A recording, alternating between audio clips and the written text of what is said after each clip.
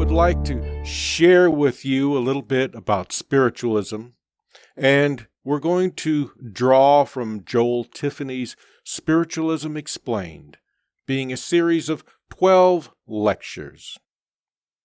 And he tells us there was no better way to study the history of creation than by studying it as revealed in the phenomena of nature. For by studying nature, we learn the laws. I prefer principles and philosophy of the divine being. And I'm sure many of you have discovered through the talks that I've presented here that I do draw a lot of inspiration from nature. And when I do my studies, I compare them. I compare what the authors are saying with what I see in nature. And sometimes I find conflict. Other times I find harmony. And when I find conflict, I always go towards what nature has shown me. I will say thank you for allowing me to share that with you. And now I'd like to present to you Reverend Thomas, who will have some wonderful words of wisdom for us to contemplate. Thank you, Reverend Philip. Divine Creator, Father, Mother God, we come before you once again with open hearts, open minds, seeking thy divine wisdom and guidance in our lives. May that which comes through your speaker this day be for the highest and best good of each one hearing this message. Amen and amen. Good morning, everyone. We're going to pick up on something that was mentioned, must have been last week. I think that's the last time we were talking about the KISS principle. I had mentioned that in my engineering life, that keep it simple, stupid was always the watchword for trying to do things. New designs always seem to go through this phase of being difficult to discover how to do.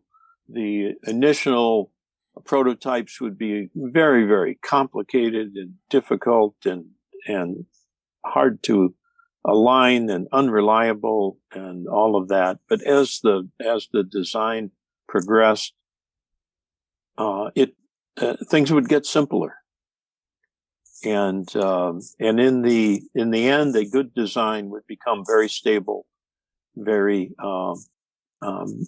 easy to create and reproduce.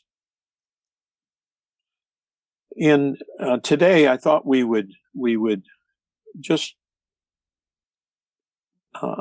utilize that and look at a couple of basic things that have to do with our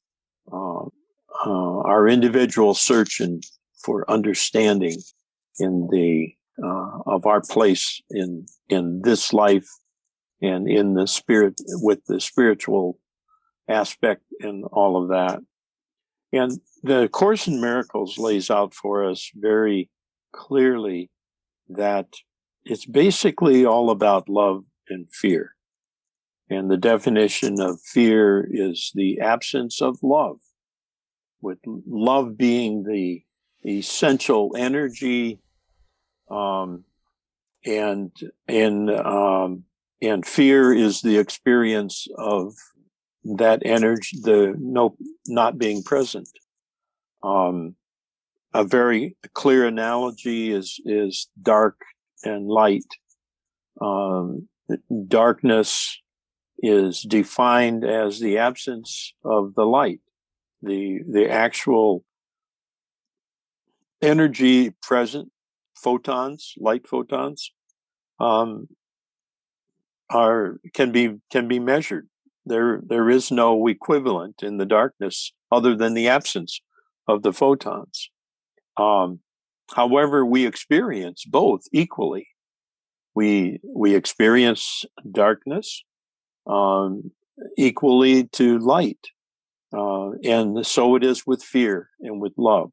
We have an experience with both of those, but understanding the definition helps us to always rise to the solution. And the other basic principle that it took me a long while and a lot of experiences to appreciate, or to begin to really appreciate and embrace, the idea of no separation.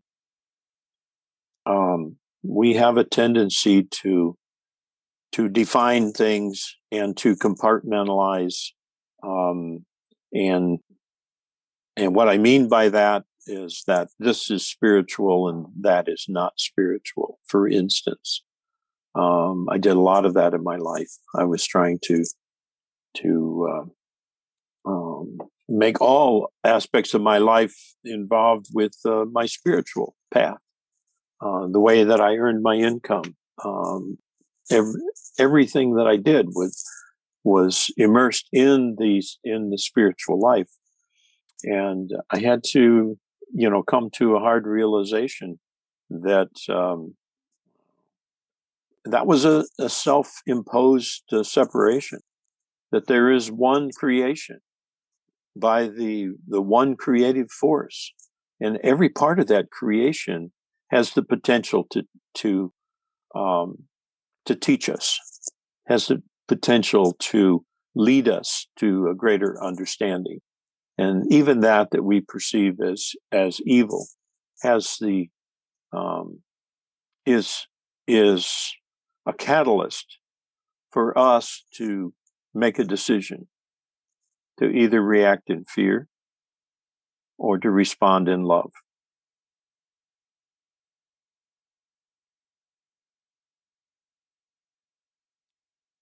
I looked up some inspirational quotations, and I also looked up some spiritual quotations. And I thought we would go through some of these. And it kind of demonstrates this separation idea. We do it all the time. And so let's begin with these. Be not afraid of life. Believe that life is worth living, and your belief will help create the fact. Now, the first question I have, is that an inspirational quote or is that a spiritual quote? And we don't need, just answer that for yourself. That was a quotation by William James. Another one is, big-heartedness is the most essential virtue on the spiritual journey. Big-heartedness. We think of the heart as just the love center. It is the chakra center where the love energy emanates. Powerful, simple little statement by Matthew Fox.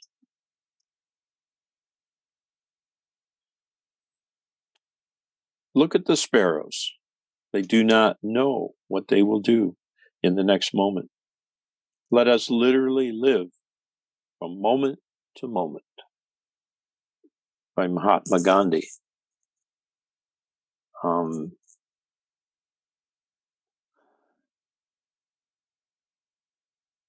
A lot of spiritual teaching takes us to the place where we're encouraged to be in the moment, to live in the moment, because that is really the only place we truly exist. The illusion is about the past and the future.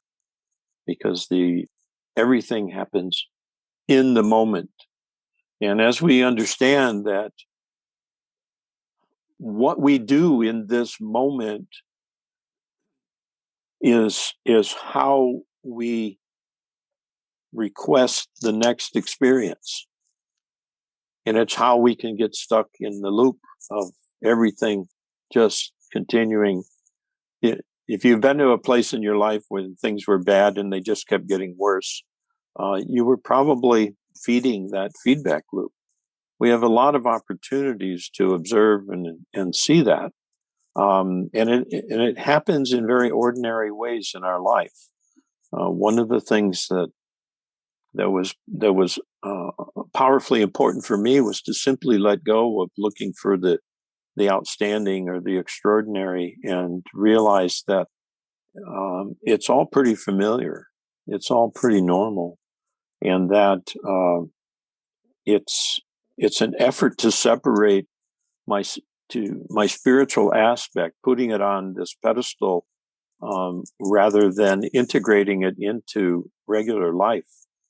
We are here to have this physical experience, and that's what our spiritual being is doing. Is that when we integrate it, then we allow that spiritual aspect to participate in the moment by moment decisions that we make, the moment by moment experiences that we have. And that's how we maximize this life experience, and how we begin to create a different tomorrow by really embracing today, being fully present in the moment. And that is how we transform the path, our life path, and where we're going. And in that vein, some men see things as they are and say, why? I dream things that never were and say, why not? And that, of course, is by George Bernard Shaw. And I like this one as well. An obstacle is often a stepping stone. And that's by Prescott. And you've heard me in some of my other talks talk about, I talk about how things will be either a stepping stone or a stumbling block. And they will be both. The thing that is your stumbling block becomes your stepping stone when you transform beyond it. And if we stay in that place too long, it becomes another stumbling block. We're meant to keep moving. We're meant to keep growing. We're meant to keep evolving. And this evolving spiritual evolution that we're here to do is an ongoing thing. And when we embrace that and let go of expectations and allow that, it's a bit like, floating down the river in a canoe, in the flow of the stream. And in that flow, life is easy. Progress is inevitable. And the whole experience is enjoyable.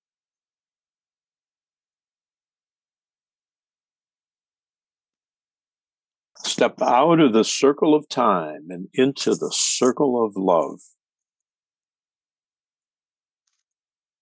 Almost sounds like a line from a modern rock song or something. But that is by Rumi.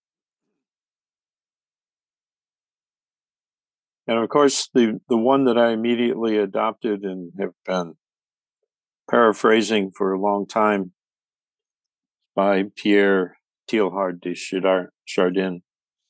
We are not human beings having a spiritual experience. We are spiritual beings having a human experience. That eternal part of ourselves, that essential part of ourselves, is spiritual, and that is focused on this human experience. That for so many years, I'm searching for my spirituality. I'm searching for that part of me, and it was right within me all along. It was right there for the accepting. It was right there for the letting go of the separation that I created about it. One of the experiences that I had in a mountain retreat that I organized, I included in that a fire walk, and I hired some professionals that were trained to do that, to put on this fire walk. Now, understand, I had never done a fire walk either. And that turned out to be a very, I don't know whether powerful is the right word so much as revealing experience. And that first fire walk, the thing that I came away with was how ordinary it was. And that, what I mean by that is that I had kind of some expectation that the preparation for that would be into some altered state of, some elevated state, like you almost out of body or something, and to do that. And it wasn't like that at all. The place that you had to get to was releasing the fear of it all and just letting go of the fear. And when you let go of the fear, it's a familiar, very ordinary place. And in that place, I think I went through 2 or 3 times that I walked it, and it was an extraordinary, revealing experience. Now, interesting enough, I had another opportunity at another location in the mountains for another retreat, and I organized a fire walk again. I hired the people to do that, and I was surprised that I had a whole new obstacle before me personally in doing the fire walk. And it was a whole new kind of fear, but it was a fear. And basically it was the fear of, can I do this again? And having done that successfully, even repeatedly at the time, didn't prepare me to do it again. I had to work through the fear of not being able to do it again. And that's kind of the simplified version, and maybe the most profound understanding of what it is we're here to do. We're here to triumph over fear. We're here to see fear for the illusion that it is, and to have a love-based reaction rather than a fear-based reaction to every moment and everything that comes before us. And that's a choice. That's a choice that we have.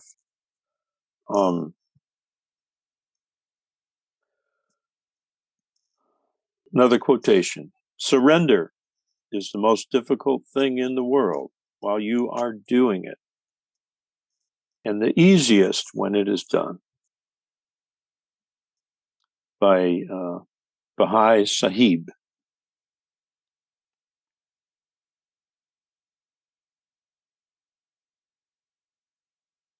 Let's do one from the Dalai Lama, and then I'd like to open for some discussion.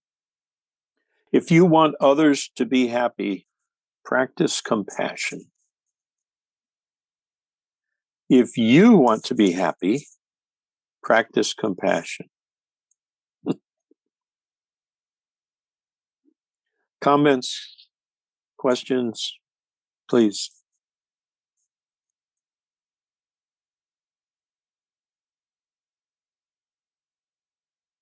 Rachel. Well, I very much liked what you said about how we tend to separate the spiritual from the everyday. And you had brought that concept to me in one of the first times that we spoke at the church. And it really gave me a lot to think about because, as I'm doing state paperwork or, some of these everyday tasks, um, it's easy to feel like there's your spiritual life, there's your meditative practice, and then there's, you know, the mundane and, um, you know, the work pile or whatever. And that the most important thing, just like we talk about with giving messages, giving messages is not the most important thing. The most important thing is that we each learn to hear our own guidance. That is the most important thing. That is where that should lead us to do that.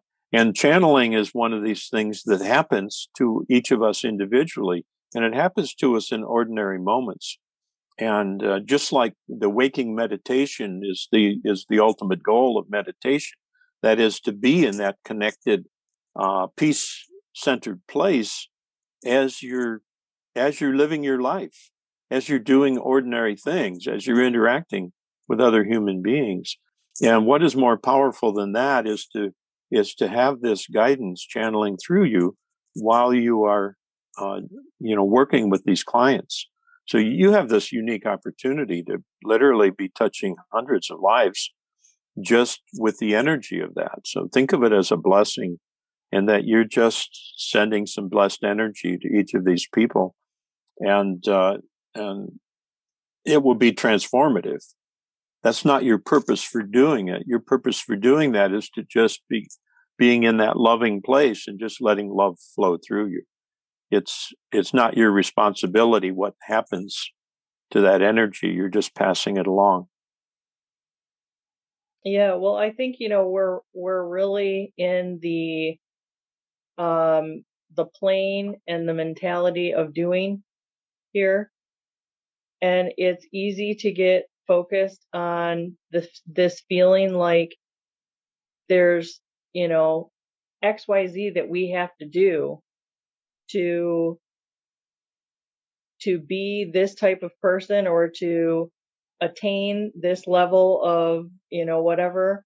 And, I guess I'm seeing more and more in recent years that it's actually about holding a vibration. It's Well, it's actually about a state of being instead of a yes, state of doing, you know? exactly. And we Yeah. we need we need to do X, Y, and Z until we don't need to do it. We're only doing that because we've decided we need to do that to make it happen. But the reality is it's not required. And I go back to the almost the thing about us. We are not a human doing. We are human beings. And there's great wisdom in that simple statement, because just being is where the power is where the center is. And as soon as in our mind it's about power, we restrict that flow. But it is just being, and just being centered and allowing, and that is what the most powerful happens, because that's when the divine can utilize us as a channel the greatest. And we don't have to manipulate that energy. We don't have to think about it. We don't have to decide what it's going to do, what it's not going to do. We just have to allow it to flow through us. That divine energy already has more intelligence than we can give it, and allowing it to do that is where the being comes in. Just be, and be in the moment, and be connected, and allow the guidance to happen.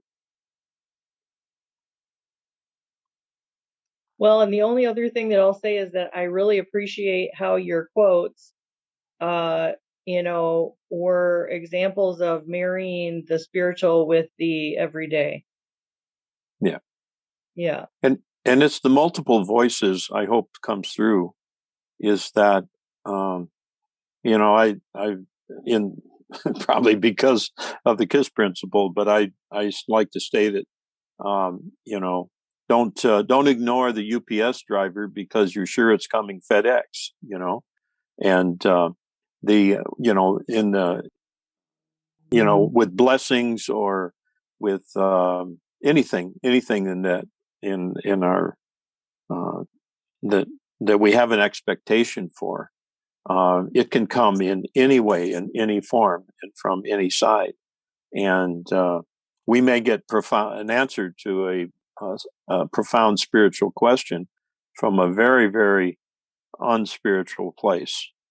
And we have to have the eyes to see and the ears to hear, as it says in the scripture. And because, God has not created just the good part of this creation. The creative force has created all of it. And so all of it has that potential.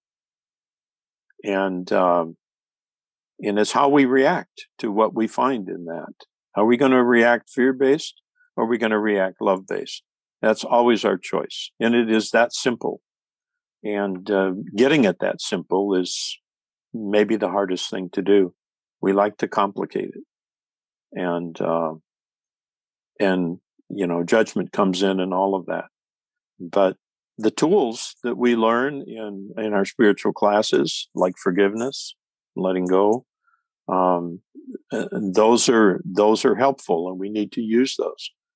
But the end analysis is, okay, is this fear-based? Is this love-based? And that's always the test.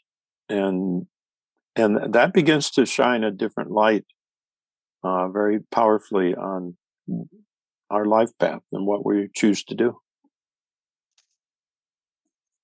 Great reminder. Any other comments?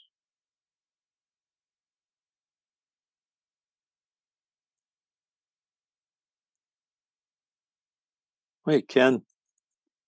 I like what you said in the first one, belief will create the fact. And, I think that sort of goes along with the Course, that quotation, things have the importance you give them. That sentence has saved me a few times. Yeah. I got to say it again. Things have the importance you give them. Very profound. Yep. It's another one of those things that leads us towards taking our power back, and being responsible. And I like the definition, breaking down the word responsible as meaning the ability to respond, because we can't be responsible for something we have no ability to change or make any decision about. But it is a decision. We do have a decision, and we are responsible. And the forces that overwhelm us in our life experiences, we have given that power to. And when we recognize that, things change.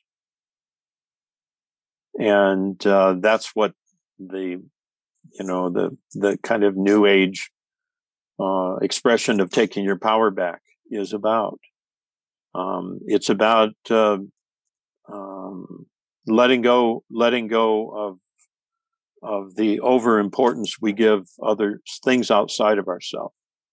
Those things are a reflection of what's going on with us. And they're there. Yeah, they're real. Yeah, we're experiencing them. But things change dramatically when we defang them by taking our power back. The teeth are gone. They're still there, but we experience them differently, and they no longer are manipulating our life. We're back in control. of these moments. Anyone else?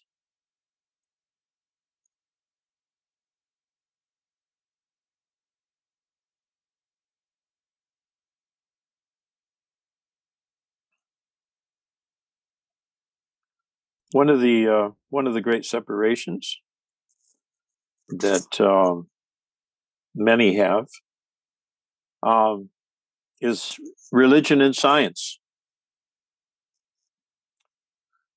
My religion consists of a humble admiration of the illimitable superior spirit who reveals himself in the slight details we are able to perceive with our frail and feeble mind. And that's quotation by Albert Einstein, a man, a great scientist who, found what I would call the spirit of creation revealing itself as he pursued his science. This is one that I like and wish I could pass along to some grandkids, but education costs money, but then so does ignorance, by Sir Klaus Moser. We've all fall under the definition of mature, I suppose, have lived a lot of years and probably can relate very well to a statement like that. Much harder to relate to when you're very young and bulletproof.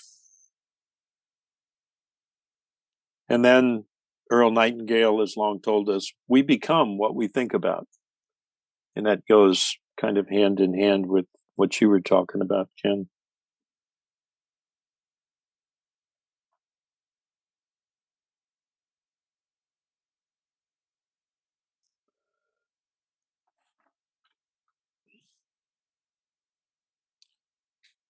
If you obsess over whether you are making the right decision, you are basically assuming that the universe will reward you for one thing and punish you for another. The universe has no fixed agenda. Once you make any decision, the universe works around that decision. There is no right or wrong, only a series of possibilities that shift with each thought, feeling, and action that you experience. If this sounds too mystical, refer again to the body. Every significant vital sign, body temperature, heart rate, oxygen consumption, hormone level, brain activity, and so on, alters the moment you decide to do anything. Decisions are signals telling your body, mind, and environment to move in a certain direction. And that's by Deepak Chopra. And we've talked about this in other talks about the universe is ready and waiting to create whatever we ask it to create. This this idea of being co-creators. This touches on that. That what we ask for energetically, basically, will be supplied. Will come to us. And the idea that we have been co-creating since the day we entered into physical life seems too profound. It seems too unreal. But what it's waiting for us to embrace and own the experiences that we have had in our lifetime, particularly the things that are hard to own, the things that I didn't deserve, the things that I was the victim of, the things that happened to me. I couldn't have possibly asked for that. Until we embrace all of that and realize that we played a role, and the again, in the KISS principle, I have to have a simple analogy for me to see it clearly, and is going to the restaurant.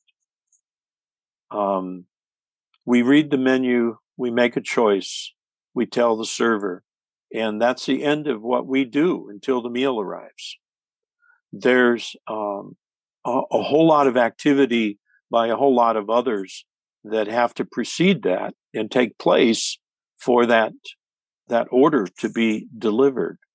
And I see that as a simple analogy for what happens, that what I am doing every moment, what I am asking the universe to bring to my life experience.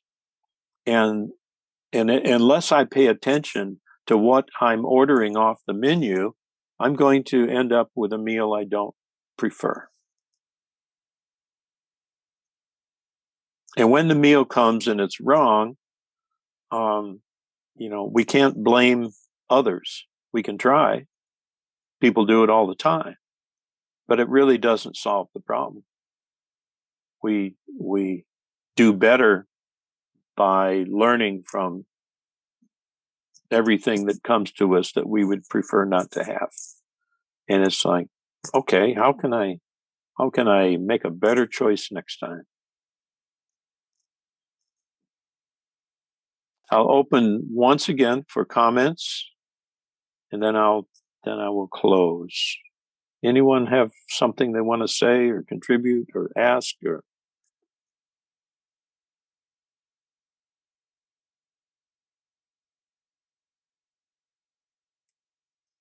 Lots of food for thought. Okay. Because each one is in its own right is addresses a different thing and a different feeling or a different situation. So I wrote quite a few of them down. They're all really good. There are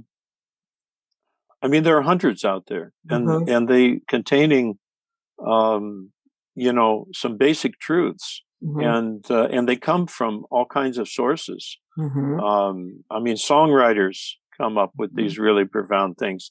Authors of books do. People that are, bill themselves as motivational speakers, or all of that. They come up with these things, but they all come from the same source. And that's the thing that I would hope that we would come away with this, and begin to see it in that way, and not discount because of who said it and where they said it, something that might speak to us profoundly, because the potential is there. Just like Reverend Philip is talking about, he looks to nature. Well, what is nature but what is the creation? The creation is humming along and working very, very well, and we're just trying to figure out our place in it all. And nature is going to demonstrate very powerfully things to us. And I like the wisdom of what he mentioned today, that when there's a conflict, he leans towards nature, and I think that's a great way to go. I'm getting some chills here, Reverend Philip. So the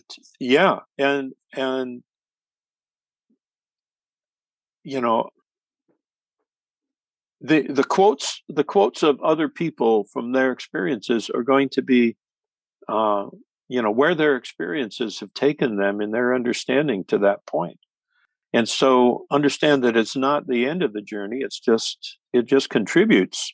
If you're in a place where this speaks to you, then that's the quote for you. And if you've already passed that, it won't speak to you in that way. It may still be a wonderful quote, but it won't necessarily you get your juices going because you've all right, I already know that. It was exciting to begin to learn our ABCs and to put words together and to be able to recognize words in the Dick and Jane book.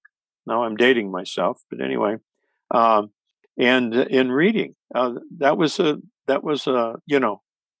when always looked at the Sunday comics, and when I could begin reading the words and not just look at the pictures was exciting. Looking at the comics is not exciting anymore. It's just contains whatever humor is there. Anyone else? Thank you, Sharon. Sandy, All right. Yeah, go ahead. Sandy, do you have any thoughts you'd like to share? Well, I agree with Sharon. I love these quotes because they really they generally tend to come around at just the right time, and it's also truths that we may forget in our path and our daily mundane things that we have to do, and they are those just little sparks of wonderfulness that can ground you and bring you back to a point where you might have been off in some other direction of thought, and it just I just love it. I love it. I was just I recently met someone, a lady who is going through a lot of problems, and she's had a very difficult life, and I happened to find a little it wasn't a single quote, but it was a little poem, and I don't have it in front of me, but it spoke to everything you were saying, because the title was "The World Has Need of You." Mm. And it just was a little gem. And because for anyone who's feeling like they are so invisible and so anonymous that they will never, be anything to anybody, and I mean, people feel like this. It's really hard. And so I Well, was writing her a letter yesterday, and I added that into the letter, and I hope it helps her. So I so completely love these quotes and these inspirational sayings, because they really do, in just a few words, they really do impact a person. They really do. if you have the ears to hear, and the eyes Yes. to Yes. see, they do. Yes. Right. And I would like to point out what looks to me clearly as a love-based response to a situation is the way I would describe what you're doing. The writing the letter, finding that inspirational quote, and that it's those kind of moments that we are making choices every day, and it's that simple thing. Mhm. And if you do that with a full heart, if you do that, it's if you let go of expectations, it's not an ego-driven thing, Mhm. because you're just doing it because it's the right thing to do, and it's not about, okay, she'll thank me for this, or this will snap her out of that, or any other expectation. It is just doing the appropriate thing in the moment and Mhm. letting it go, doing Mhm. it for that simple reason that this is responding in love to a Yes. situation that needs it. and Mhm. recognizing that this dark place that she's in needs some light. And that's the way you send some light. Yes. Yes. Yeah. Thank you. Yes. Very true. Yeah. Yeah. She reads a lot of Unity. Unity Okay. has a lot of good affirmations, and she does read that. So she's on a path, but she has a lot of still has a lot of, I guess, dark moments or a lot of memories that kind of Yeah. creep into her present. But she writes these wonderfully long letters. I mean, pages and pages.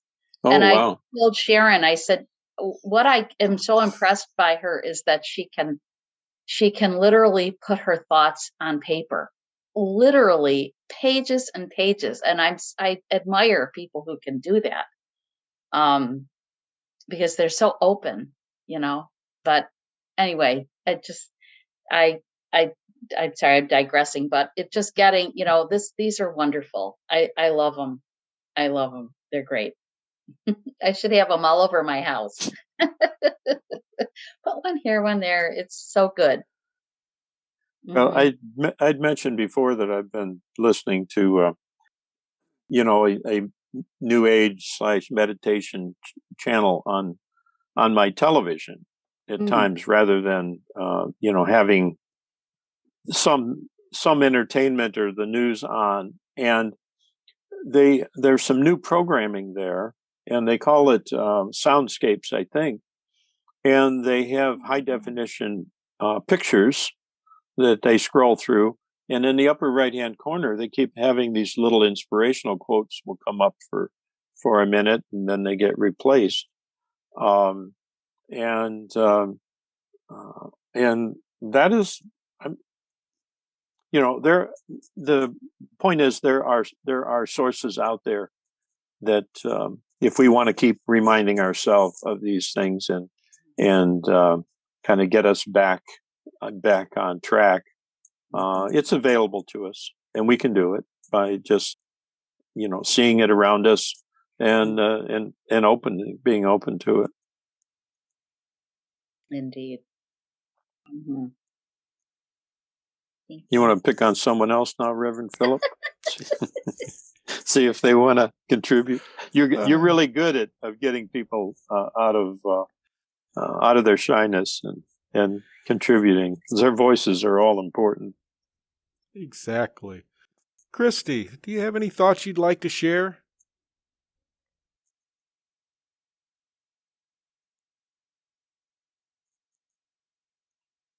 Well, it's all very inspiring. Thank you, Reverend Thomas. You're welcome. A lot of the quotes you've said I've heard before and try to practice some of them too. So I totally agree and understand. And yeah, it's all good stuff.